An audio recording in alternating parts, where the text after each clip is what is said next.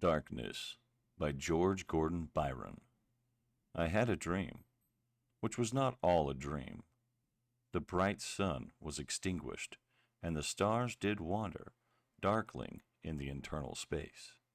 Rayless and pathless, and the icy earth swung blind and blackening in the moonless air.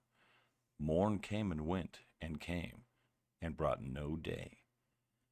Men forgot their passions in dread of this their desolation, and all hearts were chilled into a selfish prayer for light. And they did live by watchfires, and the thrones, the palaces of crowned kings, the huts, the habitations of all things which dwell, were burnt for beacons. Cities were consumed, and men were gathered round their blazing homes to look once more into each other's face. Happy were those who dwelt within the eye of the volcanoes, and their mountain torch, a fearful hope, was all the world contained. Forests were set on fire, but hour by hour they fell and faded, and the crackling trunks extinguished with a crash, and all was black. The brows of men, by the despairing light, wore an unearthly aspect, as by fits. The flashes fell upon them. Some lay down and hid their eyes, and wept. And some did rest their chins upon their clenched hands, and smiled.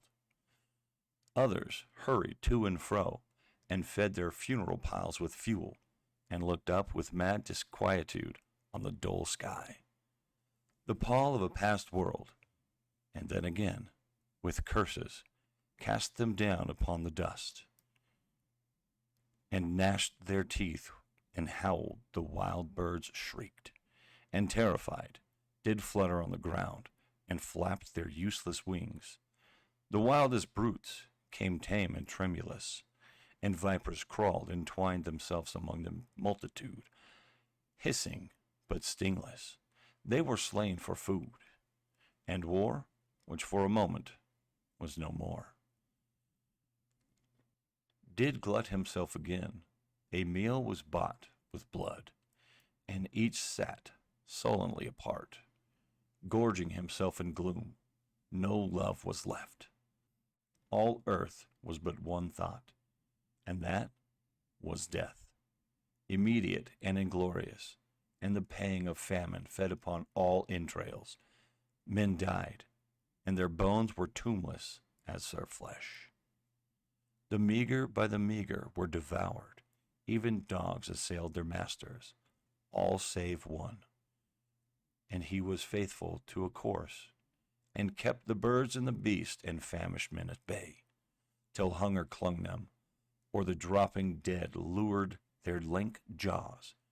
Himself sought out no food, but with a piteous and perpetual moan, and a quick, desolate cry, licking the hand which answered not with a caress, he died. The crowd was famished by degrees, but two of an enormous city did survive, and they were enemies.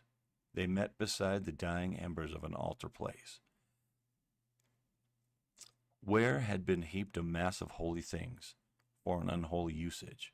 They raked up, and shivering scraped with their cold skeleton hands. The feeble ashes and their feeble breath blew for a little life, and made a flame, which was a mockery. Then they lifted up their eyes as it grew lighter, and beheld each other's aspects, saw and shrieked, and died. Even of their mutual hideousness they died. Unknowing who he was upon whose brow famine had written fiend, the world was void. The populous and the powerful was a lump, seasonless, herbless, treeless, manless, lifeless, a lump of death, a chaos of hard clay. The rivers, lakes, and oceans all stood still, and nothing stirred within their silent depths. Ships, sailorless, lay rotting on the sea, and their masts fell down piecemeal as they dropped. They slept on the abyss without a surge. The waves were dead. The tides were in their grave. The moon, their mistress, had expired before. The winds were withered in the stagnant air, and the clouds perished. Darkness had no need of aid from them. She was the universe. First published July 1816. Thanks for listening to Operator Terror. Good night.